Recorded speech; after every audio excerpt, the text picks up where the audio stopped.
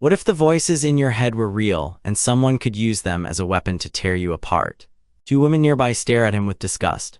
He stares right back. Suddenly, one of the women collapses in agony, clutching her head. Something is attacking her mind. Cameron is a derelict, a piece of human junk, but he doesn't know why. A doctor named Paul Ruth explains the answer.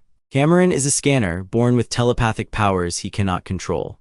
Every voice, every thought around him crashes into his skull.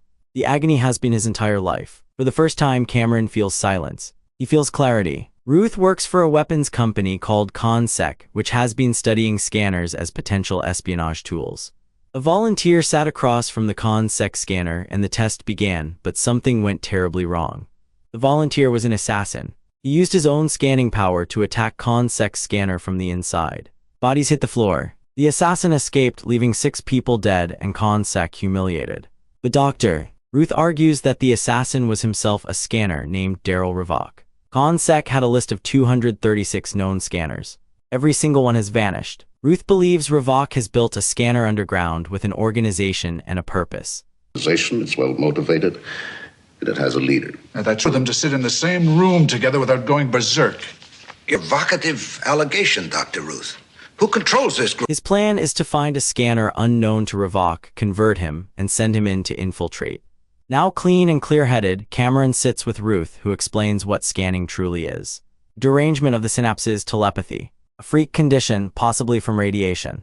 Nobody knows the cause. Ephemeral stops the flood. It is the only thing that gives him peace. Meanwhile, Revok appears in an old asylum interview recording, describing how he drilled a hole in his own skull. Too much pressure, there were whole people inside his head, and not enough room for Daryl. Ruth shows this to Cameron as a warning. That is what Revok was without help, without ephemeral. At 22, Revok was self-destructive. At 35, he is simply destructive, and he is coming for every scanner who refuses to join him. Every scanner who refused Revok's crusade has been murdered. Cameron and the others could bring brilliance to the world, but Revok wants war. Revok's mole inside CONSEC reports that Ruth has found a new scanner. Revok is not worried. Cameron is weak, they say. Nothing to worry about. Very weak. Welcome to our little psychic gymnasium, Cameron Vale.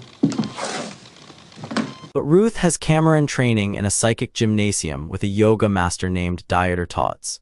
The exercise is precise. Cameron must link his mind to Tots' heart and make it beat faster without touching his brain. Cameron focuses. The heartbeat thumps faster and faster. Tots struggles to maintain control. Cameron pushes harder. The monitor screams. Tots groans, his body buckling under the pressure. Ruth gives Cameron his first mission. There is one scanner who might lead them to Revok, a man named Benjamin Pierce. Pierce tried to end his entire family at age 10. He spent years in an asylum, then found salvation through sculpture.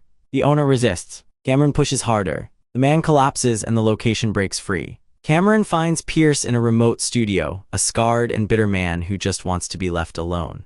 Cameron identifies himself as a fellow scanner and asks for help finding Revok. Now watch how Revok's people handle loose ends. Driving me crazy. How do you stop them? My heart.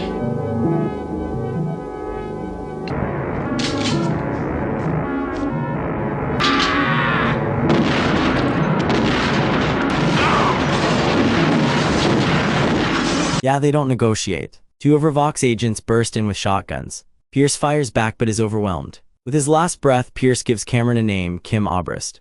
Not Revok. There are other scanners out there. The voices in the hotel flood his room but fade as he focuses. He's getting stronger. Cameron finds Kim Obrist and warns her that Revok killed Pierce. He scans him to confirm he is genuine. Their minds link. Their nervous systems flow together into one shared experience, beauty. Monetizing your movie content has never been easier. Upload your video, get a full recap and 10 shorts. Viralcade, link in the comments. Full and frightening at the same time. But Revok's killers arrive. They strike from ambush. Gunfire erupts. Kim's people are cut down. Bodies fall in the street. Kim demands to know who sent him. Cameron admits CONSEC found him and wants him to locate Revok. In hiding, Kim tells Cameron that Revok is unstoppable now. They were the dream and he is the nightmare. But Cameron offers to help her destroy Revok together. Kim doubts him, he barely seems human. You're barely human.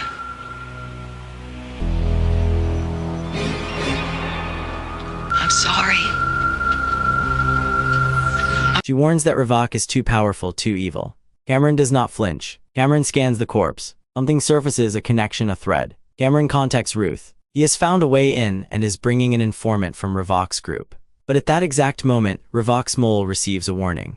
Vale is returning to Consec with an informant. Back at Consec, Ruth insists on injecting both Cameron and Kim with ephemeral before questioning.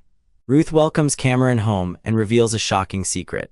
The needles he gave them were harmless, a gesture of trust. Ruth founded that lab in 1942 and sold it to Consec. He claims it makes chemical weapons, but Kim knows more. The lab manufactures ephemeral for Revok. It may even be run by Revok himself. Huge tankers are shipping the drug out under a Consec computer program called RIPE. Ruth cannot access the system, but Cameron can scan a computer the same way he scans a human mind. Meanwhile, Keller takes Kim for interrogation. He knows she is not really a defector. Kim demands protection before she talks. Keller coldly replies that the only one she should fear is him. When Revok finds out that I've come, he's gonna try and kill me. Bruce, your best protection. He knows she is lying. Kim realizes Keller is the traitor. Kim fights back but is overpowered. Keller leaves her for dead. Cameron plugs into the Consec mainframe. His nervous system joins the computer circuits. He reaches for the right program buried deep inside. But the system fights back. Keller has reprogrammed it, locking the data away and sealing the keyhole. Cameron pushes harder. His mind and the machine begin to merge. The data starts to crack open. Deep inside the computer, Cameron accesses the right program. What he finds changes everything. Ephemeral is being given to pregnant women. The drug is creating new scanners in the womb. A whole generation of scanner soldiers is being manufactured, and Revok controls the supply.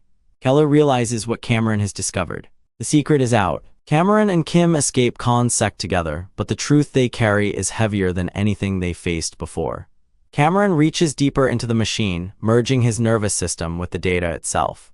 Inside, he finds the shipping records. Ephemeral is going to doctors across the country who prescribe it to pregnant patients. Keller realizes Cameron is inside the computer and orders the self-destruct to destroy everything.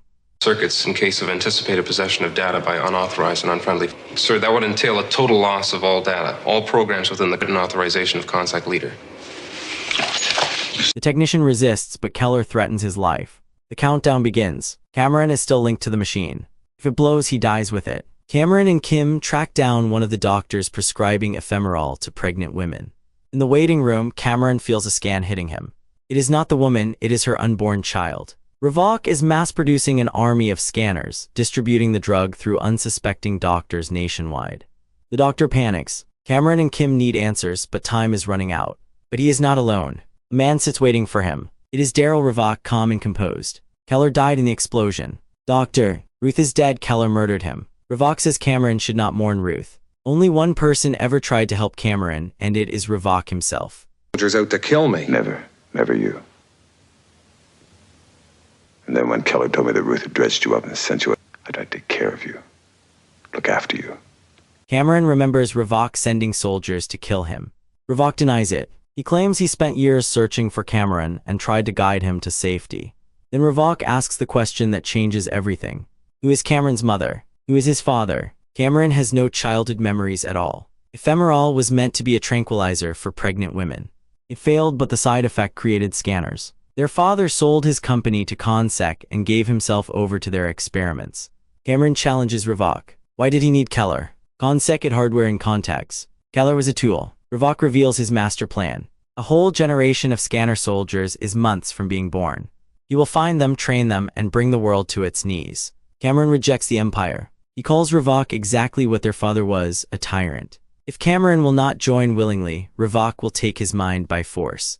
He will absorb everything Cameron is. The final scan begins. Two brothers lock minds with everything they have. The room shakes. Veins bulge. Skin stretches. Their bodies contort as their nervous systems merge in a psychic war.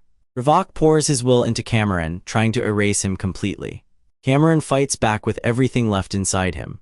Flames burst from the overload. Their faces twist and deform. The pressure builds beyond anything either can survive. One mind must break. One must be consumed. The scan tears through them both until there is nothing left but fire and silence. But whose mind survived the fire, Cameron's or Revok's?